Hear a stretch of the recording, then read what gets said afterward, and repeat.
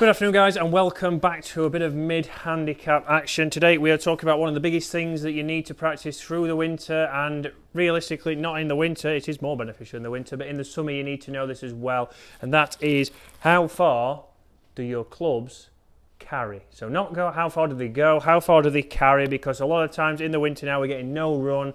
So if you've got a 180 yard shot, it's no good your 6 iron going 160 yards carry because it's never going to get to 180. In the summer it will, but we need to know in the winter, if we need to carry it the full distance, what are each club in your bag carrying. Ideally what we want to see is a 15 yard gap between those, so 15 yard gap is pretty good. Then you've got your knockdown shots in between, which is another video we'll talk about. But we're going to start with the club that you'd hit full. Well, the first club you would hit full, which is the pitching wedge. So we're going to do another video, guys, regarding wedges and a little bit of a grid of how you can get better at your pitching and how you can score better inside probably 100 yards. But we're going to start with Dave with his pitching wedge. We're going to get the pitching wedge first. We're going to work all the way through his irons this week, and then we're going to go into the hybrids next week and his fairway woods and see where potentially there's obviously some room. Maybe some are too close. Maybe we need to look at those as Dave to buy more clubs, because we enjoy encouraging Dave to buy more clubs. So let's start pitching wedge. We're going to hit a couple of shots here. We've got TrackMan set up, so I will screenshot and put them on the screen. So straight away there, Dave, strike wise, decent strike, sounded very solid. Numbers will be up on the screen now as me and Dave still look at the screen. Okay, so 113 yards carry, 120 total. So you see there, guys, and now we're back on the screen, is 7 yards difference. So if you've got a pin at 120 yards and it's only 3 yards on, Dave would be hitting it short, Dave would be hitting it in a bunker, he'd be hitting it in water, and it'd be no good. So Dave's going to hit another one. We're going to take the average again. If Dave misstrikes one, if you're out there, if you misstrike them, just cancel them out. Just think about, right, was that a reasonable, was that a good strike? If it is a good strike, that's what we want to take. That one, Dave? Same. Pretty reasonable. Might be a little bit less. Pretty reasonable. Distance-wise, let's have a look. It's coming up.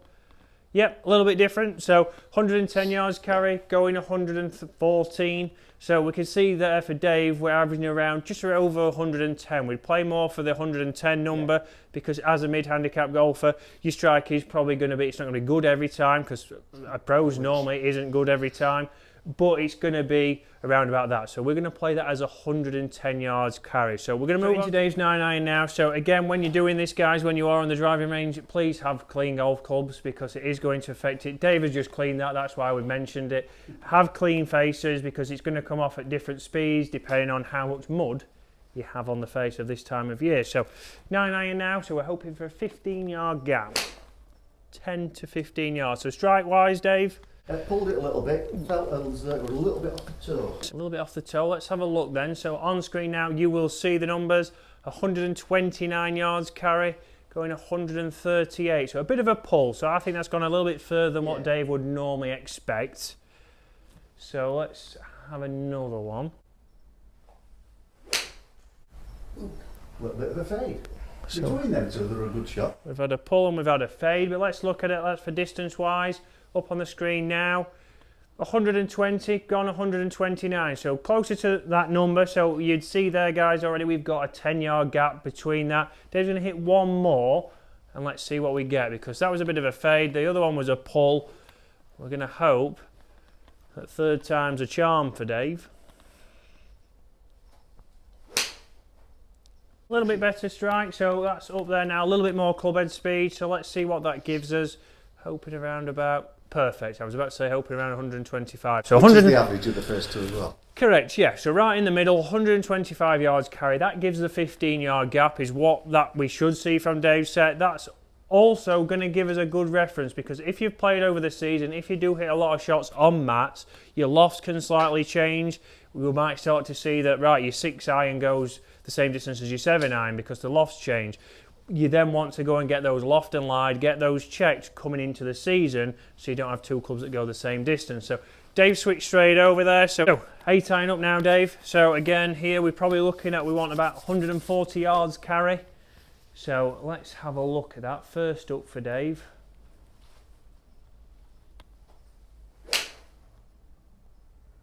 That That was nice. Nice shot. Yeah.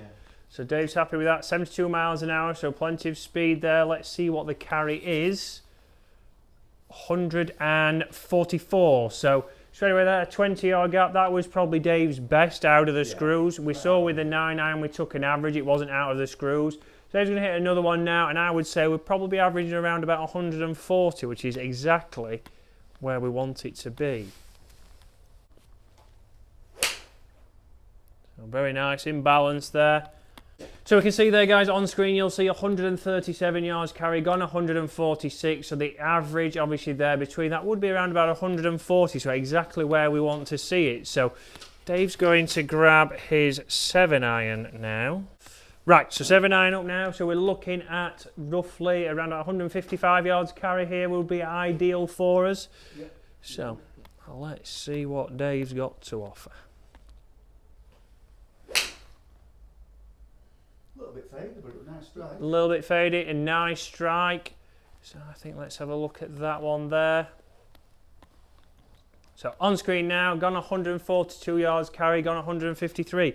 So not a bad strike from Dave, but we're thinking we could get a little bit more out there. We want to be looking at another 13 yards. That one, Dave, how was that? Felt nice. Felt nice. Similar club head speed, 73 miles an hour carry wise, and you'll see the numbers on screen now. 155, well 144, 154.4 to be precise. So exactly the number one. That was probably an average strike, yeah. So for Dave there, fitting in exactly where we want. So let's move up to the 6-iron. If you remember, Chris, 6-iron's the one that I've got no confidence with, and I was looking for a hybrid. Correct, that might have been on by now. Dave did look at a different club for this, so a 6 hybrid Dave was on the scout for. So let's have a look at this one now. So again, here we're probably looking, we want 170. I'm going to say it's going to be closer to 165 potentially with this club. Reasonable strike, Dave? Yeah. Yeah.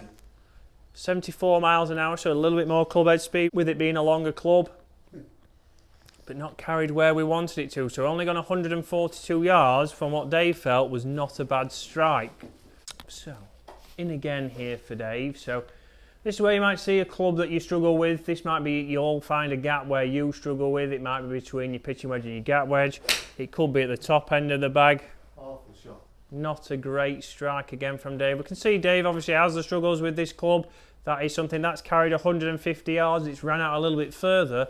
But in regards to your 7-iron, it's not carrying as far. So this is where, for Dave, we need to find something potentially to replace this club.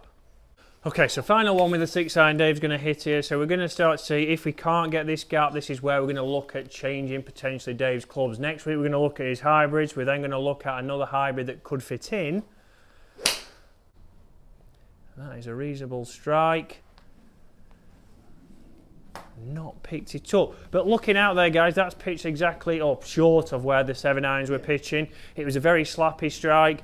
We can see from Dave's averages it's not going to be beneficial. A 6-iron, and we can see why Dave doesn't like it, because it's not something he can strike. So potentially looking at another hybrid, something more versatile at that end of the bag, is something we need to think about. So guys, hopefully you've enjoyed that, but think about your distances, come and get fitted, go and make sure you get your distances done before the season, because you need to know how far you're carrying it in all types of conditions. Next week we're going to look at the hybrids. We're going to look at what we could potentially replace this club with, and the 7-iron might be the longest club Dave has in the bag, and that might be something you consider changing to more hybrids to potentially get rid of clubs that you're not confident with. They're pretty much redundant because you don't want to use them. So Correct.